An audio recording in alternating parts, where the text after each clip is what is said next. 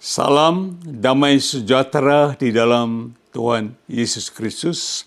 Ya, kami dari Great Commission Gospel Ministry, yaitu pelayanan Injil Amanat Agung, dan kami berlokasi di Los Angeles, California, USA, atau Amerika Serikat.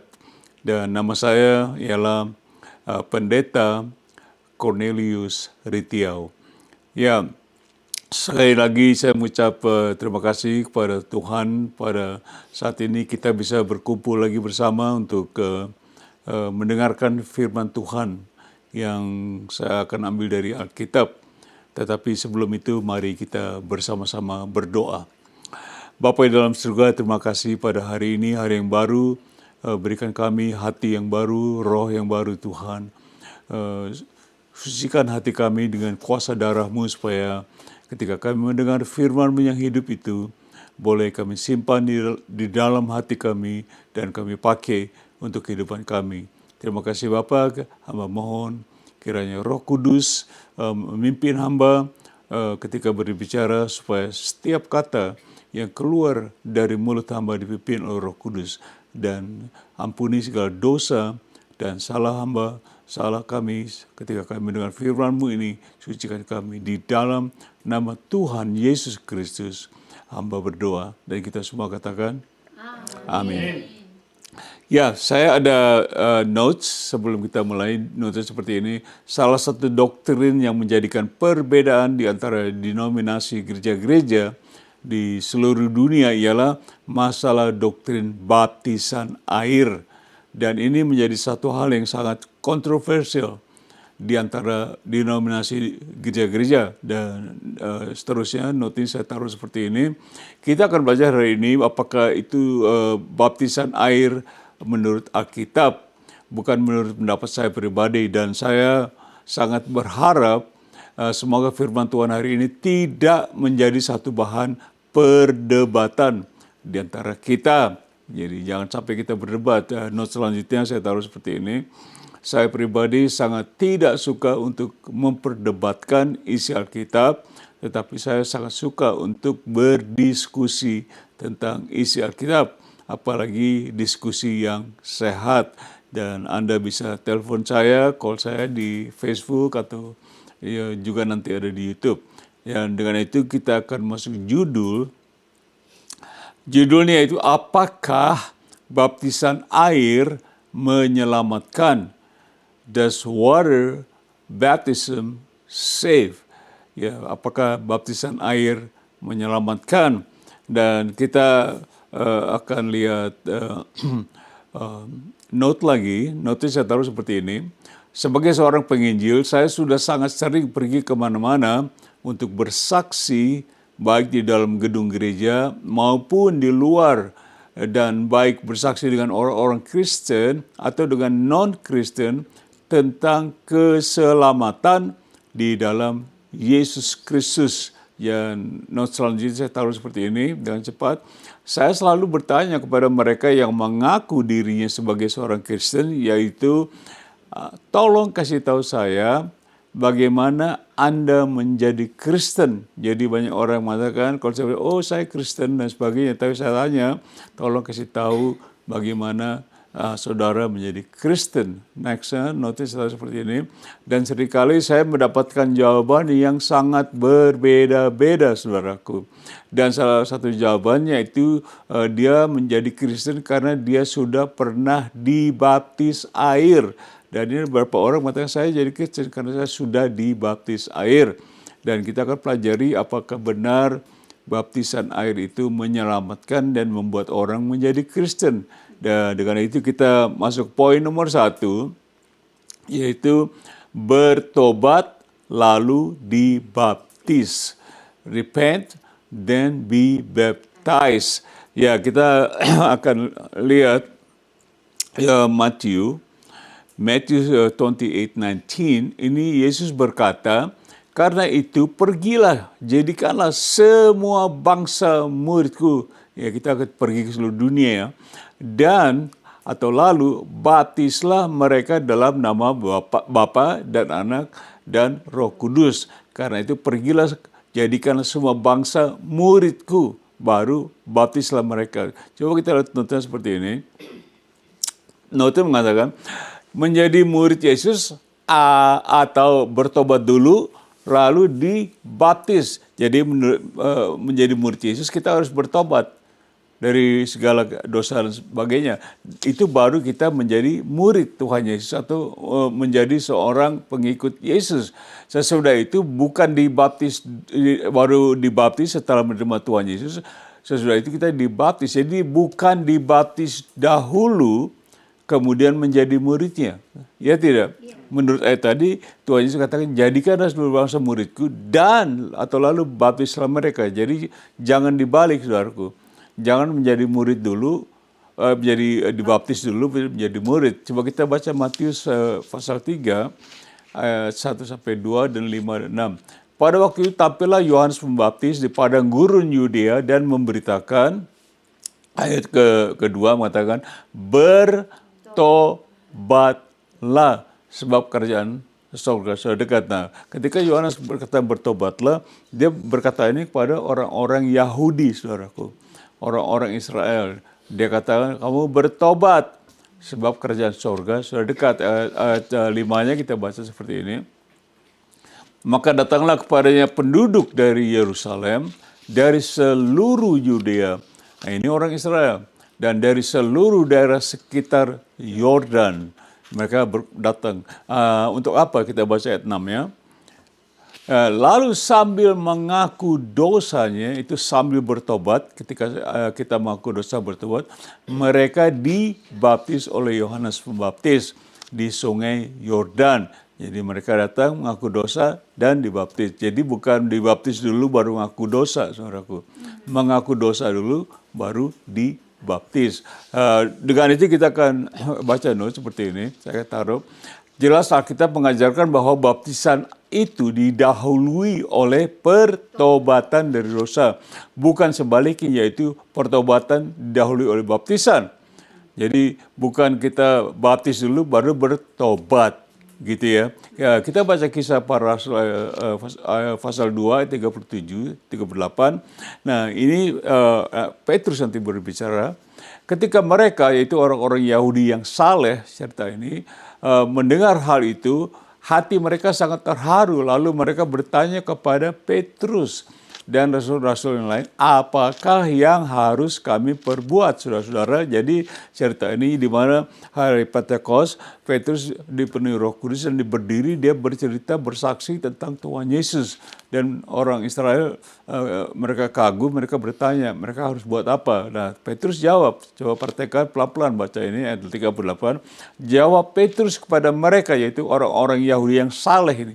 Yang saleh, saya katakan. Bukan orang Yahudi yang biasa, yang saleh artinya mungkin di situ ada Farisi, ada segala macam ya. Petrus bilang apa? Bertobatlah dan hendaklah kamu masing-masing memberi dirimu dibaptis dalam nama Yesus Kristus untuk pengampunan dosamu, maka kamu akan menerima karunia Roh. Kita baca nota cepat seperti ini, saudaraku. Nah, jelas di sini Rasul Petrus sebagai seorang Yahudi berkata kepada orang-orang Yahudi juga, karena audiensnya orang Yahudi ini ada ribuan, mereka berkumpul dan kita tahu 3.000 kira-kira 3.000 bertobat ya. Jadi Petrus jawab kepada orang Yahudi yang saleh bahwa mereka harus bertobat. Nah, ini orang Yahudi, saudara. Orang Yahudi adalah bangsa pilihan Allah.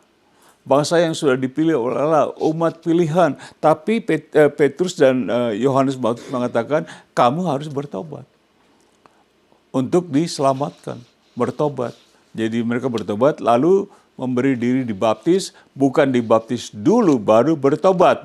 Saya ulangi berkali-kali supaya saudara masuk di benak saudara bahwa kita harus bertobat dulu, baru dibaptis. Dalam kata lain, kita menjadi Kristen karena bertobat, baru mengikut Yesus, baru memberi diri dibaptis. Bukan sebaliknya, saudara. Nah, dengan itu kita masuk poin nomor 2 dengan cepat. Poin nomor 2, tanda pertobatan. Sign of repentance. Coba kita baca Matius pasal 3, ayat 11a saja. Aku, Yohanes Pembaptis, aku membaptis kamu dengan air sebagai apa? Tanda pertobatan, bukan tanda keselamatan. Jadi Yohanes Pembaptis tidak mengatakan, aku membaptis kamu sebagai tanda keselamatan. Jelas dia katakan, aku membaptis kamu dengan air ini sebagai tanda pertobatan. Jadi baptisan air sebagai tanda pertobatan, bukan keselamatan. Coba kita baca notnya seperti ini. Notnya saya tulis, berdasarkan ayat ini, baptisan air hanya sebagai tanda pertobatan. Artinya ialah baptisan air sama sekali, saudara dengar, tidak menyelamatkan seorang untuk masuk ke surga. Amin. Jadi baptisan air sekali lagi tidak menyelamatkan kita untuk masuk ke surga. Yang mana banyak orang mengatakan saya jadi Kristen karena dibaptis. Dan ternyata baptisan tidak bisa menyelamatkan kita. Coba note-nya kita lanjut setelah seperti ini. Dan kalau memang baptisan air bisa menyelamatkan manusia untuk masuk ke surga, itu berarti bahwa sangat percuma atau sia-sia sekali Tuhan Yesus apa? Mati di kayu salib untuk menyelamatkan manusia dari dosa-dosa mereka. Artinya kalau misalnya baptisan bisa menyelamatkan kita dipercik atau apa, diselamatkan, Tuhan Yesus tidak usah mati di kayu salib. Tapi ternyata Tuhan Yesus mati untuk pengampunan dosa kita dan kita diselamatkan. Amin. Jadi saudara, saya harap saudara mulai mengerti. Coba kita baca Yohanes 14 ayat 6 mengatakan seperti ini. Kata Yesus kepadanya, akulah jalan dan kebenaran dan hidup. Tidak ada seorang pun yang datang kepada Bapa, itu di sorga, kalau tidak melalui aku. Ini pernyataan Tuhan Yesus, banyak saudara hafal ayat ini. Coba kita lihat note-nya, saya taruh seperti ini. Nah, sangat jelas sekali di ayat Yohanes 14:6, Tuhan Yesus sama sekali tidak menyatakan bahwa baptisan air adalah jalan untuk manusia datang kepada Bapa di sorga. Artinya baptisan air tidak apa? Menyelamatkan. Tuhan Yesus dia bilang, baptisan air jalan, akulah jalannya, bukan baptisan air. Saya harap saudara mulai menangkap dan mengerti ya. Kita masuk poin nomor 3, yaitu baptisan hanya satu kali. Only once, hanya satu kali. Coba kita lihat note-nya seperti ini. Note-nya saya tulis, ini adalah satu pertanyaan yang sangat baik, yaitu berapa kali seorang harus dibaptis air? Jawabannya ialah apa? Hanya satu kali saja. Hanya satu kali, saudaraku. Coba note selanjutnya, saya taruh seperti ini.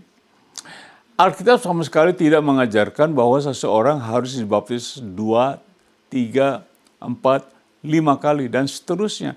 Karena baptisan air adalah sebagai tanda pertobatan, sambil menerima Yesus sebagai Tuhan dan Juru Selamat. Dan ini terjadinya hanya sekali, saudara, satu kali. Coba note selanjutnya saya taruh seperti ini.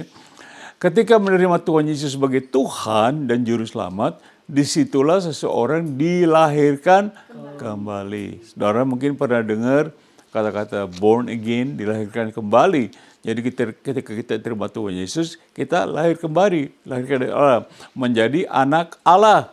Nah, pertanyaannya ialah berapa kali seorang dilahirkan kembali. Jadi saya taruh misalnya seorang bayi, saudara mungkin ibu-ibu melahirkan bayi sudah lahir, berapa kali dia harus melahirkan? Ya sudah lahir hanya satu kali. Begitupun istilah dalam kerohanian lahir baru hanya satu kali, saudara. Kita tidak bertobat, lahir baru tidak, hanya satu kali dilahirkan seperti bayi. Coba kita baca Yohanes 1 ayat 12-13 mengatakan, tetapi semua orang termasuk Anda dan saya yang menerimanya, yaitu menerima Yesus, diberinya kuasa supaya menjadi apa? Anak-anak Allah, yaitu mereka yang percaya dalam nama Yesus. Nah, ayat 13 saya suka. Ya, mengatakan orang-orang yang diperanakan atau dilahirkan bukan dari darah atau dari daging, bukan pula secara jasmani oleh keinginan seorang laki-laki, melainkan dari Allah. Dalam bahasa Inggris kalau tulis born of God, dilahirkan dari Allah, bukan secara manusia. Dan ini firman Tuhan, saudara, bukan saya hanya menjelaskan apa yang dikatakan firman Tuhan. Coba kita baca notnya, saya taruh seperti ini. Jadi seperti lahir baru atau born again hanya berapa kali? 1 kali saja. Demikian juga halnya dengan baptisan air. Sebagai tanda pertobatan itu hanya 1 kali saja, saudara. Jadi kita tidak dibaptis terus berulang-ulang. Sekali saudara terima Tuhan Yesus, percaya bertobat, saudara menjadi Kristen. Tidak diulang lagi menjadi Kristen, ulang lagi menjadi Kristen, hanya 1 kali. Betul? Coba kita baca seperti ini, next saya taruh. Saya sangat sedih sekali mendengar bahwa ada banyak, ini pengalaman saudara, dalam pelayanan saya, ada banyak orang Kristen yang sudah dibaptis, tetapi ingin pergi ke Israel untuk dibaptis lagi di sungai Yordan. Saudara pada dengar ini? Saya sering dengar ini. Coba continue note-nya kita taruh ini. Katanya seperti Yesus dibaptis di sungai Yordan. Nah, by the way, Yesus tidak pernah berkata bahwa kita harus dibaptis di sungai Yordan. Dia nggak pernah bilang kita harus dibaptis, oh kamu harus dibaptis air di sungai Yordan seperti saya, gitu. Tidak pernah dibilang itu. Tapi banyak orang, mereka mau ke sungai Yordan, seolah-olah mengatakan bahwa baptisan di sungai Yordan itu sah. Saya betul-betul diselamatkan, menjadi Kristen dan sebagainya, harus pergi ke Israel, dibaptis lagi di sungai Yordan. Mungkin saudara pernah mendengar itu, mungkin juga, saya tidak menuduh, mungkin juga saudara pernah melakukan itu, dibaptis sekali lagi, ulang di sungai Yordan, yang mana kita belajar bahwa baptisan hanya 1 kali. Saudara menerima Tuhan Yesus jadi Kristus, dibaptis 1 kali, sudah tidak berulang-ulang. Oke, dengan itu kita masuk poin nomor 4. Saya suka gambarnya. Coba kita lihat gambarnya sekali lagi. Ini gambar saya taruh sengaja, banyak anak-anak mengenai Yesus ya. Kita lihat mereka ketawa, sukacita ya. Coba lihat nomor 4 poinnya. Haruskah anak-anak kecil dibaptis? Must children be baptized? Nah, ini menjadi isu yang sangat seperti saya katakan tadi, memisahkan doktrin yang menjadi pertentangan bahkan di antara denominasi gereja-gereja. Ini apakah anak kecil harus dibaptis? Sebab kita baca notnya, saya taruh seperti ini. Disinilah terjadinya kontroversi Tuhan di antara gereja-gereja Kristus, yaitu apakah seorang bayi atau anak kecil harus dibaptis atau dinasranikan menjadi Kristen. Nah, istilah atau anak bayi dibaptis, seringkali kita dengar kita menasranikan. Anak ini berarti menjadikan mereka Kristen. Betul?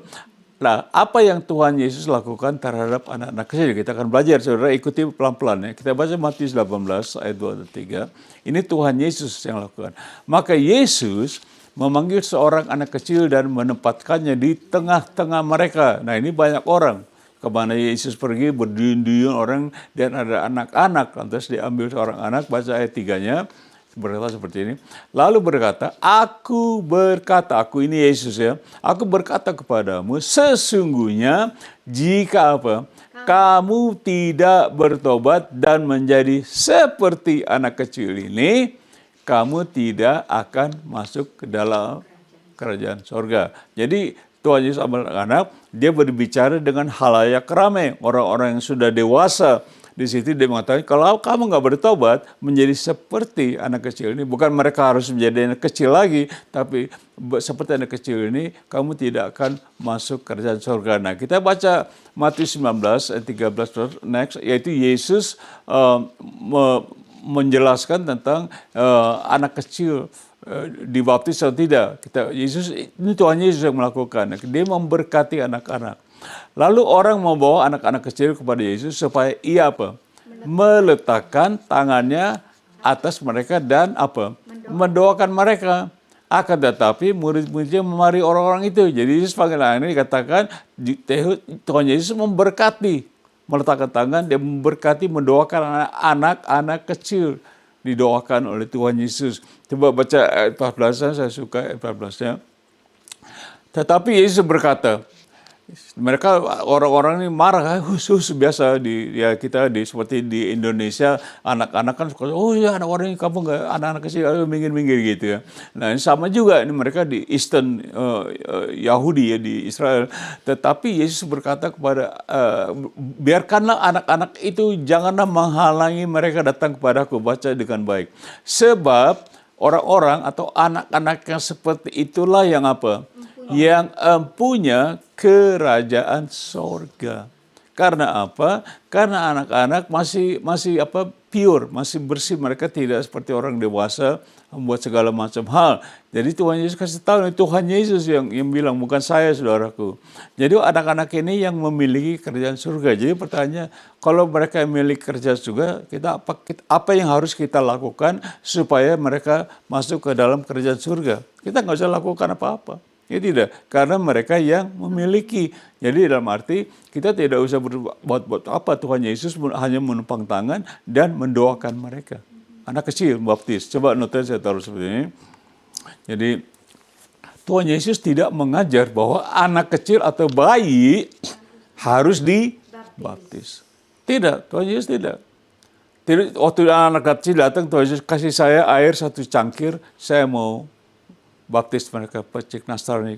Tuhan Yesus tidak lakukan itu. Yang mana kita sering lihat gereja, ada percikan, ada sebagaimana ya. Tapi Tuhan Yesus tidak lakukan itu pada anak-anak. Dia malah hanya tumpang tangan memberkati anak-anak kecil.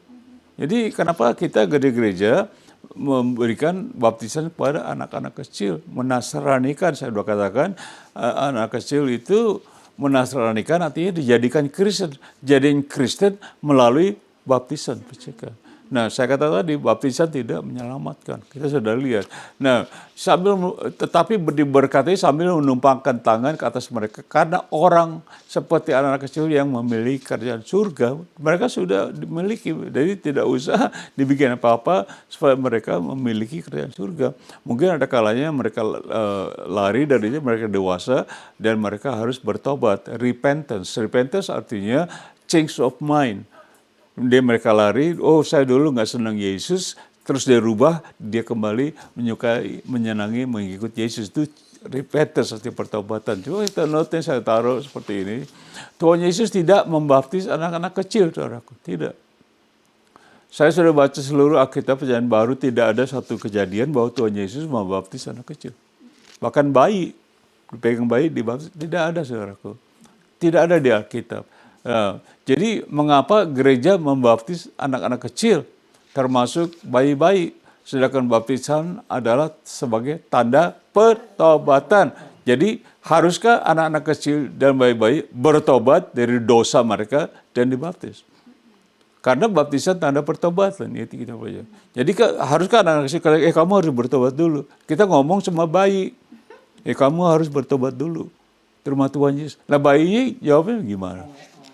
Banyaknya anak kecil yang masih pure, mereka ditanya, kamu harus bertobat dari dosa kamu sebelum dibayar. Dan mereka tidak mengerti, tidak. Apalagi bayi, ya tidak. Nah, jadi kita jelas mengatakan bahwa bayi menurut Alkitab, menurut Yohanes Pembaptis mengatakan, ini aku membaptis kamu sebagai tanda pertobatan. Dan sambil bertobat, mereka dibaptis. Jadi anak-anak kecil bagaimana? Anak bayi gimana? Kamu bertobat dulu, begitu kira-kira ya. Jadi Anda mengerti, dan sekali lagi saya tidak suka berdebat, saudaraku. Saya hanya menjelaskan, mencoba mengajar apa itu baptisan. Apakah baptisan bisa menyelamatkan manusia. Poin nomor 5 dengan cepat. Saya ada 6 poin hari ini, saudaraku. Cuma ada 6 poin, jangan cepat. Poin nomor 5, tanpa baptisan. Without baptism. Tanpa baptisan. Coba kita lihat notenya, poin nomor 5. Notenya seperti ini, saudaraku. Pertanyaannya ialah, dapatkah seorang diselamatkan tanpa dibaptis? Atau memberi diri dibaptis setelah ia percaya kepada Tuhan Yesus? Jadi pertanyaan, dapatkah seorang tanpa dia dibaptis bisa selamat? Nah seperti mungkin banyak kita mengerti, tadi saya sudah ajarkan bahwa kita membaptis, menasranikan anak-anak kecil supaya mereka jadi Kristen, supaya mereka selamat. Nah sekarang pertanyaan, tanpa itu, tanpa semua baptisan anak-anak kecil dan sebagainya, bisakah orang diselamatkan masuk surga? Itu pertanyaan. Jadi judulnya saya katakan, apakah baptisan air menyelamatkan? Nah, kita baca Lukas 23, 42-43, saudara tahu ini cerita tentang dua orang penjahat yang disalib bersama-sama Tuhan Yesus pada saat itu. Jadi kiri di kanan dua orang penjahat. Nah, ini satu orang mengatakan dia baru mengolok Tuhan Yesus. Tapi yang satu mengatakan ini, 42, lalu ia penjahat yang lainnya, yaitu orang ini, berkata, Yesus, ingatlah aku apabila engkau datang sebagai Raja. Nah, ini yang satu. Jadi dia mengatakan betul, tolong ingat saya dong. Dalam kata ini artinya dia mulai percaya bahwa Tuhan Yesus akan datang lagi sebagai Raja. Dia percaya, dia katakan, Tuhan Yesus tolong nanti kalau kamu datang kali ingat saya gitu. Nah, Tuhan Yesus dengan perkataan ini Tuhan Yesus anggap sebagai satu pertobatan. Yang satu menghina, mengolok Tuhan Yesus. Coba kita baca 43-nya, Tuhan Yesus jawab apa? Kata Yesus kepadanya, aku berkata kepadamu, orang jahat yang bertanya tadi, sesungguhnya hari ini juga, saat ini juga, hari ini juga, engkau akan ada bersama dengan aku atau Yesus, aku di dalam Firdaus. Nah, pertanyaannya, apakah penjahat ini pernah dibaptis? Nggak pernah kan? Dia nggak pernah dibaptis. Tapi Tuhan Yesus bilang, kamu sama saya ini hari di Firdaus. Satu tempat bersama dengan Allah di surga. Itu Firdaus. Coba notice hal seperti ini. Orang jahat ini tidak sempat dibaptis. Betul tidak? Ya. Karena dia sedang apa? Tergantung di kayu salib. Dan ternyata dia dibunuh mati. Habis itu dia mati. Habis Tuhan Yesus katakan ini, dia mati. Tetapi bukan berarti kita yang memiliki kesempatan seperti masih hidup sekarang, tidak harus dibaptis. Karena Tuhan Yesus katakan, jadikan mereka murid dan dibaptis. Saya dibaptis. Saya dibaptis waktu kecil, bayi. Saya tahu karena papa mama iman. Dan setelah kami datang ke Amerika, saya baru pelajari, saudaraku. Semua ini saya belajar di sekolah 50 tahun yang lalu saya belajar. Dan saya bertemu gereja, kami ada acara baptis, kami pergi ke danau, saudara. Dan saya waktu itu juga ikut dibaptis. Apa yang terjadi, baptis selam ya danau. Waktu itu saya keluar dari air, saya lihat seolah-olah langit terbuka, saudara. Seolah-olah Tuhan, wow, berubah gitu, saudara. Kerohanian kita, ini lain gitu. Ada satu yang berubah setelah dibaptis itu. Jadi saya tidak memaksa, saudara, tapi saya lakukan lagi. Karena saya pelajari ini, berdasarkan ini saya baptis. Waktu saya sudah dewasa, terjadi tahun 76, saudara, di Amerika ini. Coba kita masuk dengan poin terakhir, poin nomor 6.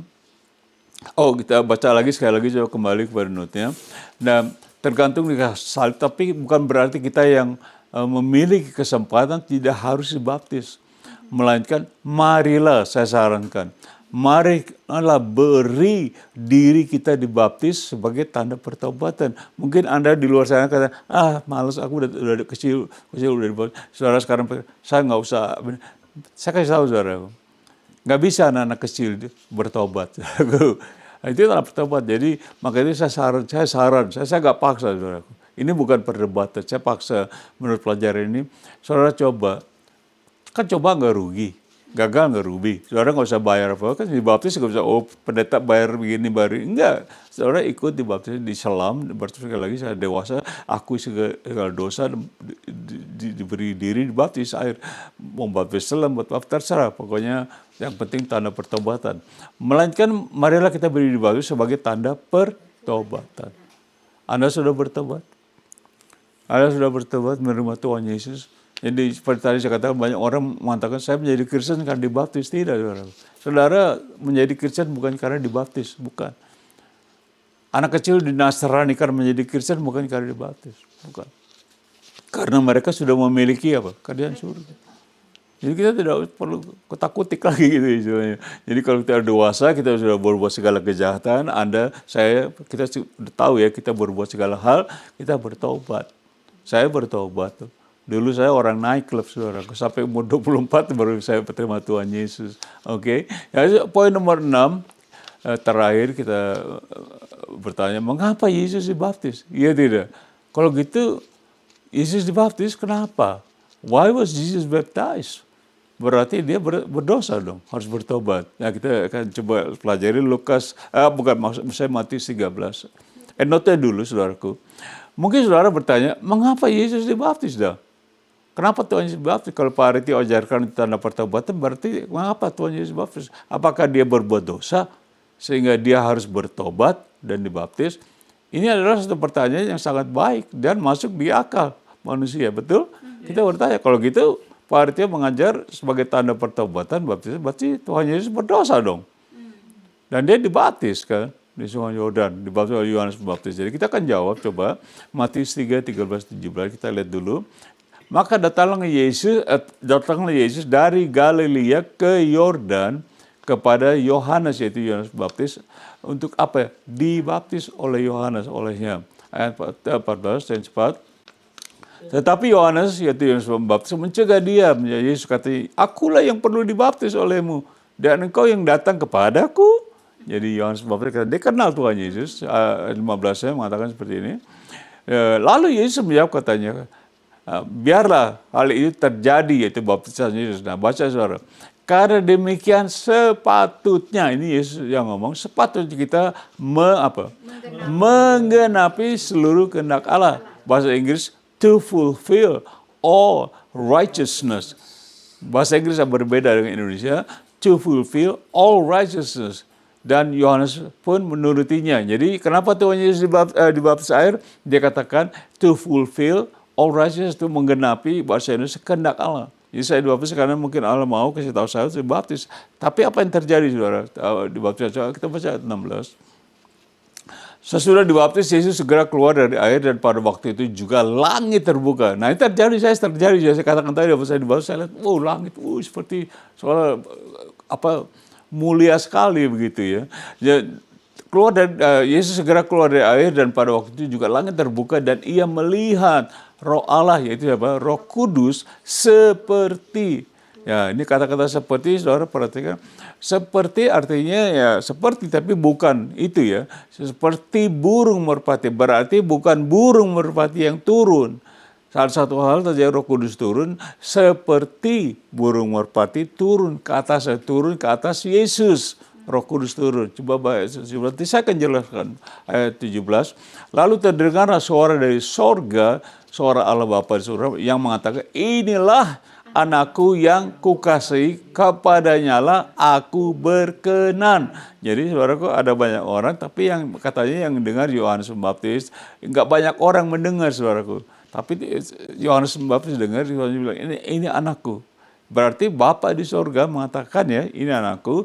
Di situ ada Tuhan Yesus, ada Roh Kudus. Nah, ini baca, belajar Trinitas jelas sekali di sini ya. Saya tidak, judulnya kita topiknya bukan bicara Trinitas ya. Nah, Lukas 4, 18-19, nah kita baca seperti ini. Roh Tuhan ada padaku. Ya, baru kan Roh Kudus turun ke atas Yesus, ya tidak? Kita belajar setelah dibuka, Roh Kudus turun ke atas. Oleh sebab itu ia telah apa? Mengurapi aku, yaitu Yesus, untuk menyampaikan kabar baik pada orang-orang miskin, dan ia telah mengutus aku, ayat 19, Tuhan Yesus bersaksi, untuk memberitakan pembebasan kepada orang tawanan dan penglihatan bagi orang-orang buta, untuk membebaskan orang-orang yang tertindas, untuk memberitakan tahun rahmat Tuhan telah datang. Nah, saudara, ini Tuhan Yesus terus mengaku, ini ada satu nubuatan dari Yesaya, tapi Tuhan Yesus katakan, ini berbicara tentang saya. Dikasih kitab, dia baca, sekarang ini membicarakan tentang saya. Dia mengaku bahwa Roh Kudus telah apa? Mengurapi dia. Terjadinya waktu tadi kita baca, Tuhan Yesus baptis, Roh Kudus turun, kata saya. Oke? Jadi Tuhan Yesus bilang, menggenapi ayat ini, Roh Kudus turun ke atasku, dia aku tuh. Jadi kita baca note, saya tak jelaskan. Seperti ini. Tuhan Yesus tidak pernah berbuat dosa. Jadi jelas sekali dia dibaptis bukan karena dia bertobat dari dosa. Itu Alkitab mengatakan dia tidak pernah berbuat dosa, tidak ada dosa dan sebagainya. Tetapi untuk dia diurapi oleh Roh Kudus ketika Roh Kudus turun ke atasnya sebelum dia melayani. Jadi Tuhan Yesus belum melayani waktu dia dibaptis, belum. Sampai dia dibaptis di Yordan, itu dia belum melayani, saudaraku. 30 tahun dia tidak melayani. Setelah dibaptis, dia dipenuhi Roh Kudus, baru dia melayani. Kalau kita pelajari Alkitab ya, jadi kita lihat di sini bahwa baptisan Yesus itu bukan karena dia berdosa, tapi karena dia menggenapi kehendak Allah dan juga untuk dia diurapi oleh Roh Kudus. Amin. Saudara ngerti ya. Jadi ringkasannya seperti apa? Saya dengan cepat waktu saya selesai. Judul, apakah baptisan air menyelamatkan? Jadi kita sudah bahas. Saudara sendiri yang ambil keputusan. Saya tidak memaksa ini ya, saudara bertobat apa segala. Itu keputusan pribadi. Karena menjadi Kristen itu keputusan pribadi ya. Nah, poin nomor 1 kita belajar bertobat lalu dibaptis. Bukan dibaptis lalu bertobat, oke? Dibaptis dulu baru jadi Kristen, bukan. Jadi Kristen dulu baru dibaptis, betul. Jangan terbalik. Dua tanda pertobatan, tadi kita sudah bertobat terus dibaptis. Hanya satu kali, poin nomor 3 kita belajar. Poin nomor 4, perlukah anak kecil dibaptis? Kita sudah belajar. Apakah bayi harus bertobat? Apakah anak kecil harus bertobat? Kan bertobat baru dibaptis. Tidak bisa kan? Tidak mungkin bayi bertobat. Ya tidak. Poin nomor 6, mengapa Yesus dibaptis? Ya, kita sudah pelajari baru-baru kita. Poin nomor 5 kita baca, perlukah anak-anak kecil dibaptis ya. Poin nomor 5 maksudnya, tanpa baptisan.